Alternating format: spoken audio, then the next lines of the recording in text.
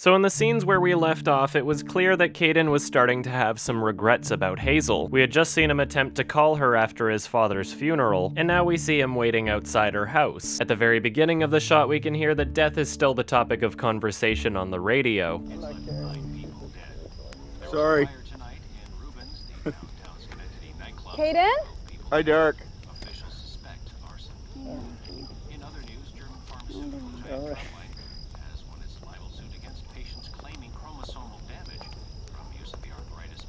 You, just tell me what to do. That last bit about chromosomal damage could also be foreshadowing the transformations we see characters go through near the end of the film. Caden, everyone has to figure out their own life, you know.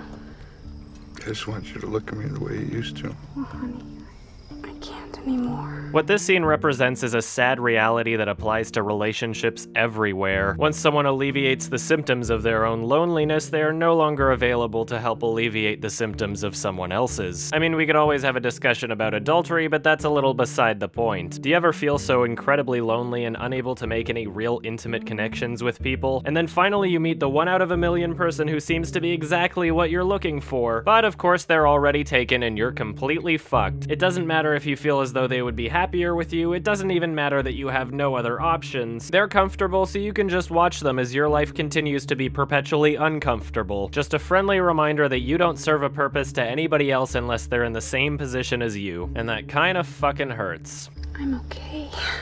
I don't want you to be okay. I mean, I do, but it just rips my guts out. I'll help you through any way I can. I'll help you through too. I'm fine. I have Derek. Now we see Caden reading Olive's diary again, and her voice has changed quite a bit. Dear diary, today I felt a wetness between my legs. Maria explained to me, now I am a woman.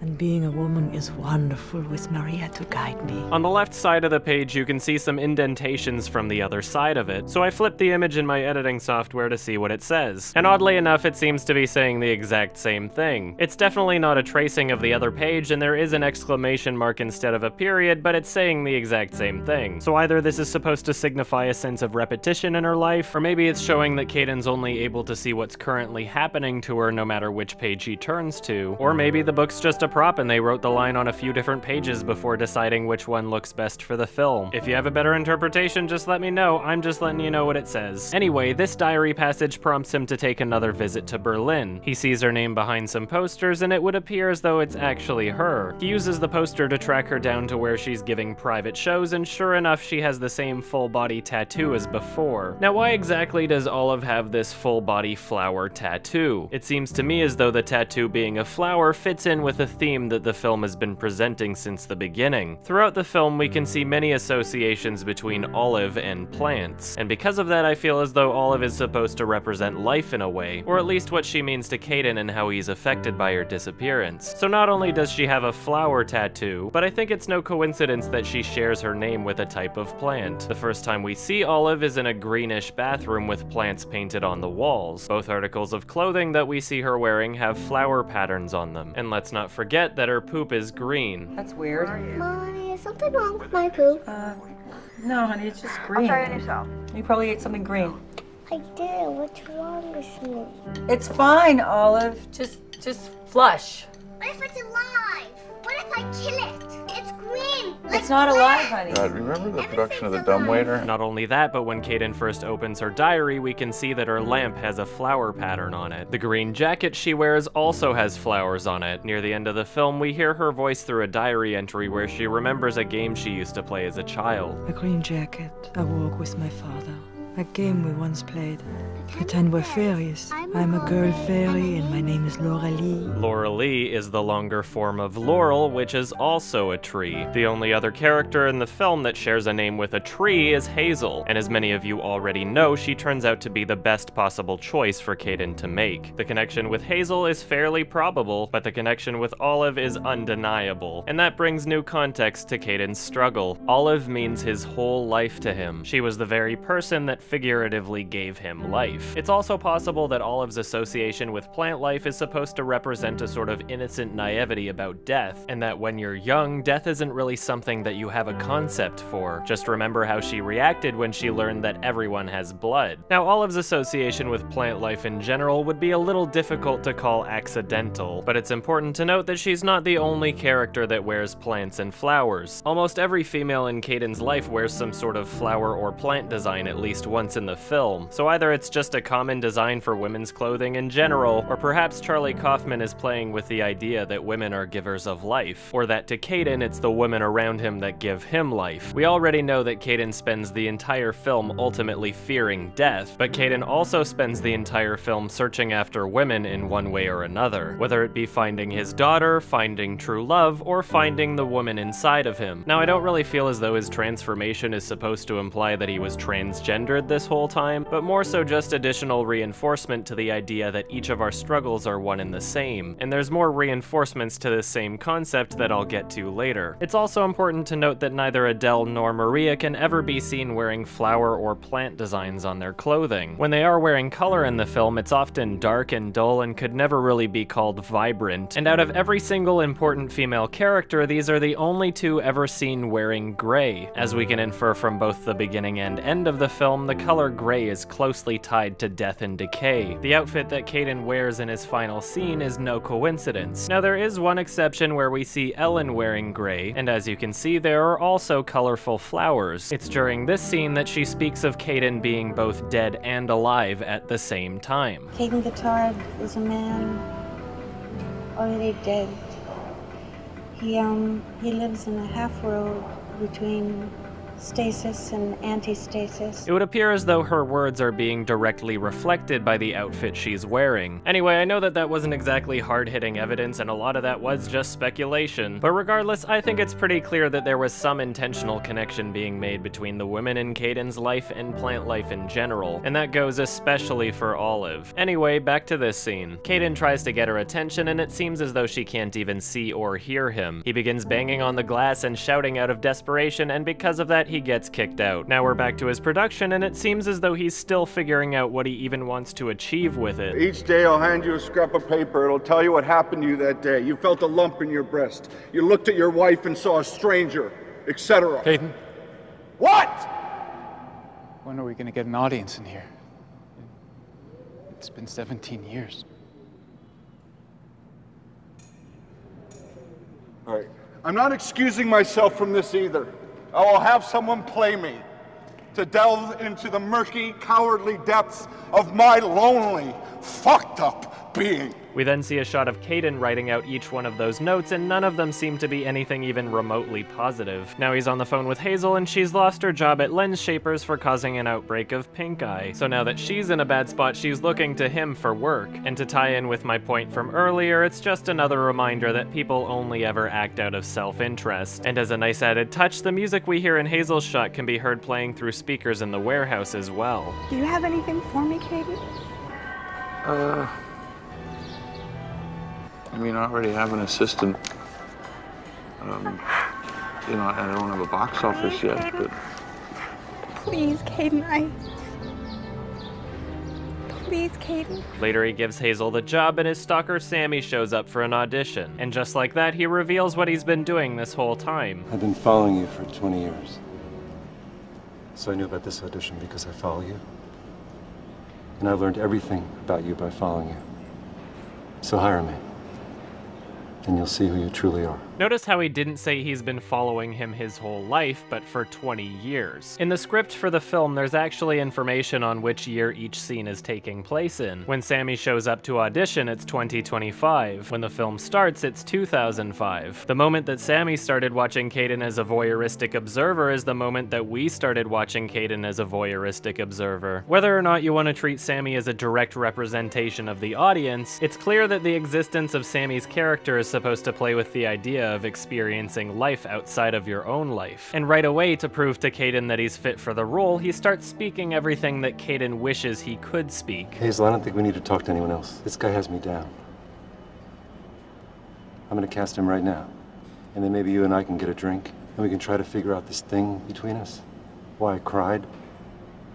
Because I've never felt about anybody the way I feel about you. Now Sammy's able to do this because he's just an observer that doesn't have to live with the consequences, but as Caden is himself, he possesses too much fear to be able to share how he truly feels about Hazel. It's also important to note that a lot of the information that Sammy possesses has somewhat of an omniscience to it. Not only is he able to more or less read Caden's mind, but he also possesses information about other characters that he shouldn't realistically have. I mean, how hard has Caden been trying to track Adele down, and suddenly Sammy just has the address to her New York apartment? I feel as though Sammy is supposed to represent not only the audience and not only self-image, but also the ultimate combination of the two, and that representation is the concept of God. Now, I'm not saying that he's literally God in the story, but he does seem to fulfill the same desires that one would have for believing in God in the first place. He's an omniscient observer who follows you everywhere. He stays unnoticed and is only seen when he wants to be. He genuinely understands you and cares about you. He knows all of your thoughts, hopes, and dreams, and the fact that he winds up playing Caden could be alluding to the idea of God being the image of man or vice versa. And let's not forget about what happens a few scenes from now. Not only does Sammy give Caden the address to Adele's apartment, and not only is this place where Caden finds his salvation and cleaning, but remember that right outside says Angelic Day Spa. Right as Caden enters the building, we see a sign saying Death in Family, God relieve our grief. Now Adele's apartment is 31Y, and I'll get into the significance behind that name before the end of this video, but notice how the one underneath reads 32Z Samuels. I know that these are typically supposed to list off a person's last name, and Sammy's last name is supposedly Barnathan.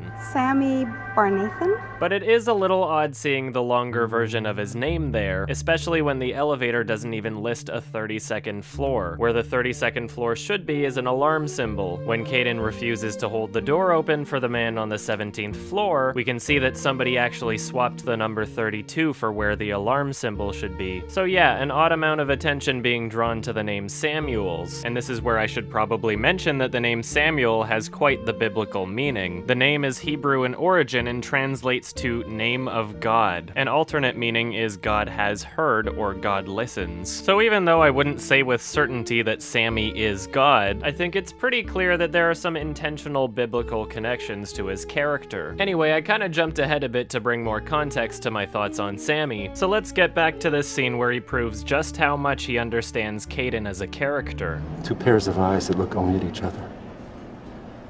And lips never touching. Yeah, one voice that whispers to itself.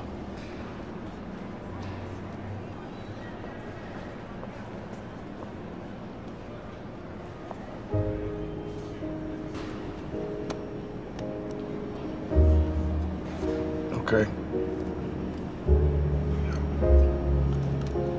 You got the part. Now that Sammy's not trying to hide himself, we can see that he follows him literally everywhere. Now Caden's leaving the warehouse and we can see an advertisement for his theater piece with no specific date on it. It's in this scene that we can really start to see the destruction of the world around him. Even though the film focuses on Caden and his personal life, there's evidence to suggest that much more important things are going on that we're not seeing. The movie never explains the events that are transpiring around him, but from what we can see, it would appear as though the world is literally ending around him. Many people appear to be sick and homeless, others are being forced onto a bus with painted windows that says Funland, and the audio in the background sounds pretty chaotic. When is it opening? When it's ready. I need to get in, it's bad out here. Sorry. As the film goes on, there will be a few more references towards this global phenomenon that we never see. Now, there's a few reasons why Charlie Kaufman would want to include something like this in his movie. First off, it fits with the theme of death, so not only do we experience the death of individual characters, but we also get to see hints of the destruction of our current civilization. This also fits in with the theme I mentioned earlier about people only being concerned about themselves. While Caden is consumed with his own work, life, and problems, the world around him is falling apart and he never really seems to notice. And this is basically just how society is. While there's infinite suffering around the world and close to home, we ultimately wind up being too consumed in our own personal problems to ever wind up doing anything about it. It's also important to think about the bit of irony that goes along with this. The very production that's consuming Caden so much that he ignores the world around him is the same production where he's trying to encapsulate every single person. One of the key ideas that he's trying to express in his theatrical production is that every person person is the main character of their own story. He's making every possible effort to try and delve into everyone else's character, and yet throughout all of this, he is only ever able to look at himself. I was thinking of calling it simulacrum. I don't even know what it means. Simulacrum is an image or representation of someone or something. So to call his production that would make sense, as it's a simulacrum of life, as is this film itself. Now they're back at the apartment, and Caden explains to Claire that Sammy will be playing Caden. I'm gonna start thinking about myself. Start. Once again, it seems as though Sammy knows what Caden's already thinking. Now we see a giant blimp with a spotlight patrolling the area. I believe this is just another piece of the dystopian chaos that's happening off screen. So now we're at the part that I mentioned earlier where Sammy gives Caden the address to Adele's apartment. But before we get there, we see him at one of Adele's exhibits. The first thing we see is titled Portrait of Caden Cotard 2015. The year 2015 in the script starts when Caden sits down with Maria in Germany and ends after he gets back. Out of all of the paintings there, it's the only one that isn't so small that you need special glasses to see it. It's difficult to make out exactly what's in this painting, but it almost seems as though it's of two different people. A bald man in front with his back facing the viewer, and another figure obstructed by him with a full head of hair. Is it possible that this is another hint towards Caden's transformation into Ellen? Caden looks at a small painting of Maria from 2011. The card next to it reads, "From the series Women I Love." Now we're at Adele's apartment, and we can see that it's close to Halloween. And like I said earlier, there's some significance towards the name on the room that he goes to. Just like the name Cotard, Capgras represents yet another syndrome. And this particular syndrome is a delusion that someone you know has been replaced by an identical-looking imposter. Not only does the film play with the idea of characters playing characters, but as soon as he gets to that room, he's mistaken for another person. Are you Ellen? Ellen? What? Are you Ellen Bascom? What? I'm to give the key to 31Y to Ellen Bascom. Yes, I'm Ellen. Later in the film, he winds up playing Ellen, and Ellen winds up playing himself. And there's the scene in here where he's actually going to the apartment to go clean for the first time and be mistaken for his anima, I guess. And he's pressing the buttons, and one of the people on the address board is Capgras, Mr. Really? Capgras. And what Capgras syndrome is, you mistake other people for strangers. And when he's kind of ranting in front of his crew, he says something like, you know, you wake up one day and your wife is a stranger to you. And that's sort of indicative of that sort of thing, this kind of, you're suddenly a stranger in your life. And I think it forces you to be introspective. I think it forces you to kind of lay yourself bare, if you will, in order to appreciate it fully. And I think people are very hostile towards that, especially people like that can't really stand a lot of that scrutiny, perhaps, that introspection. Agreed. As Caden enters the apartment, we can see the old man in the background experiencing a nosebleed, just more to reinforce the theme of impending death. Inside the apartment, the shower's running and there's coffee that had just been freshly poured. He looks around, but he's the only one there. The song playing over this scene is titled Something You Can't Return To. So with Caden desperately wanting to return to the life he had with Adele, he winds up fulfilling the role of Ellen and cleans her apartment. So now the closest he can ever get to being with Adele again is to cease being himself and start being another person. As he's Ellen, he's able to receive communication towards him from Adele. This shows how desperately he wants to return to his previous life. He spends the night cleaning and returns back early in the morning. If you listen carefully, you can hear some sort of explosion in the background. Just more to add to the chaotic events taking place off screen. Now Caden's back at Claire's apartment and she's sitting at the table. It's obvious that she's been waiting for him to come home and wondering where he's been. She notices something's off and says that he smells like cleaning products. What's weird about it is that she asks if he's wearing lipstick. You wearing lipstick? No. She also says that he smells like he's menstruating. I don't know, like mold and cleaning products, like you're menstruating. I don't know. Menstruating? You tell me. I don't menstruate, so I don't know. I can smell like I'm menstruating.